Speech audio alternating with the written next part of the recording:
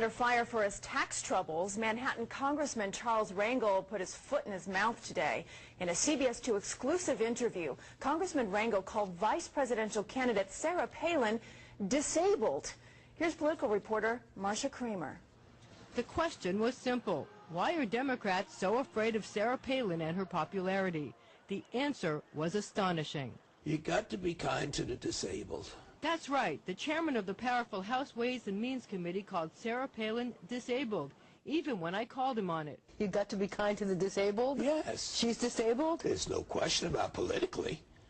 It's a nightmare to think that a person's foreign policy is based on the ability to look at Russia from where they live. Republicans think Rangel's comments are insulting and shocking. Charlie Rangel's comment was really disgraceful. This is just another liberal Democrat who can't accept an independent woman running for president. Congressman Peter King, who was co-chair of the McCain-Palin campaign in New York, watched Rangel's comments with me. He was particularly upset because Palin's 4-month-old son, Trig, is disabled. He has Down syndrome. We should be sensitive to her and to anyone who has any child or any family member who has any affliction at all. And so to use the word disabled in the context of a female candidate for vice president who has a child who is disabled really is just, it's wrong, it's shocking. And Charlie owes her and really the entire disabled community an apology.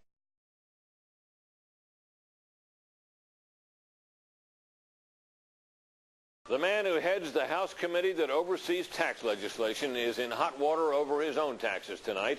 Ways and Means Chairman Charlie Rangel today defended himself as Republicans called for him to step aside during an ethics investigation of his personal finances. Correspondent Shannon Bream has the story. Now facing his third ethics challenge this year, Democratic Representative Charles Rangel of New York says the disclosure that he never reported roughly $75,000 of rental income from a beach villa in the Dominican Republic is nothing more than a misunderstanding. I never got any idea that I had any income. Some years there was no income. I received no communication for the income. I went to my friend, the part owner in New York. He could not penetrate it. Every time I thought I was getting through, they started talking Spanish. Rangel, shown in this unflattering picture and headline from the New York Post, says a legal team finally helped him unravel the financial documents related to the property he invested in some 20 years ago, and that he will pay thousands in back taxes and file updated returns. But Republicans say this latest situation, when added to 2 previous ethics charges related to 4 rent-subsidized apartments in New York and solicitation letters sent on Rangel's official stationery, proves he is unfit to continue as chairman of the powerful House Ways and Means Committee. In a letter to Democratic House Speaker Nancy Pelosi, 9 Republicans led by Minority Leader John Boehner wrote, quote, given Chairman Rangel's continuing ethical lapses, he cannot effectively carry out his duties as chairman. You, as Speaker of the House, must insist that Representative Rangel step down. I have felt embarrassed for my friend, John Boehner, for believing that politically that he has to do this. Listen, I like Charlie Rangel. I think the world of Charlie. But the rules are the rules. The law is the law. And Charlie, I'll do the honorable thing and step aside until the Ethics Committee has time to investigate this. A spokesman for Speaker Pelosi says she has no plans to strip Rangel of his committee chairmanship. Democratic Congressman Charlie Rangel of New York is facing questions about a group of apartments he rents in a rent-stabilized building in Harlem. The New York Times reports that Rangel, who is chairman of the House Ways and Means Committee, has 3 adjacent apartments at a building called Lenox Terrace.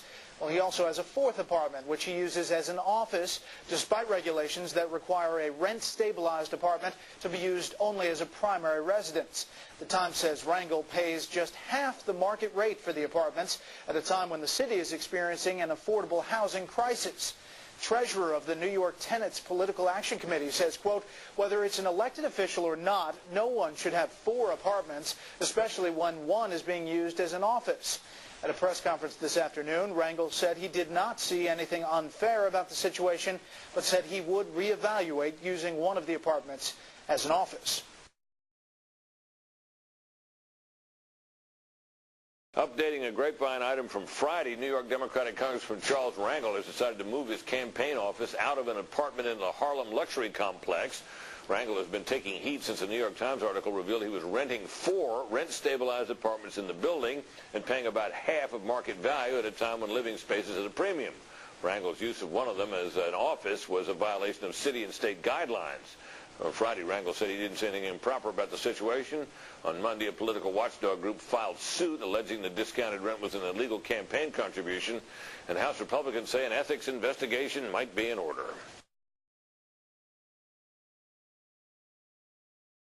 The chairman of the House committee that writes the federal tax code has failed to report rental income on his own taxes for the last 10 years. That's according to the New York Times. The paper writes that Ways and Means Chairman Charles Rangel has earned more than $75,000 on a villa he owns at a resort in the Dominican Republic. The property rents for at least $500 a night. The lawyer for the New York Democrat says Rangel will most likely file amendments to his tax returns for the years in question, but that the congressman was unaware of the payments because his wife handles family finances. The New York Post reported last weekend that Rangel had failed to declare the rental income for 2006 and 2007 on his congressional financial disclosure forms. Members of the House of Representatives can lease the most expensive cars they can find, and you have to pay for it, along with the gasoline, registration, and insurance. A TV station in New York reports Democratic Congressman Gregory Meeks leases a Lexus LS 460 for $998 a month. Brooklyn Democrat Ed Towns rides in a Lincoln SUV for $715, and Congressman Charles Rangel tools through town in a Cadillac DeVille for $774 a month. Rangel dismisses the idea that he should downsize and save some taxpayer bucks, saying, quote, "When I'm in New York, my car is my office. I use it to conduct congressional business. It really pleases me that my constituents appreciate driving in a comfortable car, especially the senior citizens. I could probably find something for one of those red cars, and then I think my constituents would say, with all the money that he gets, this is the respect he shows us." The New York Post reports that the chairman of the House Ways and Means Committee has been using a congressional parking garage for years as free storage for his old Mercedes-Benz. The Post reports the 1972 sedan was partially covered with a tarp, you can see it in the back there, and has no license plates. State records indicate the vehicle's registration expired in 2004. House rules forbid using the garage for long-term storage, and other House rules say all cars must have license plates and a valid parking permit. Under IRS regulations, the free parking is considered imputed income and must be declared to the IRS. Fox has learned that Rangel had the car towed this afternoon.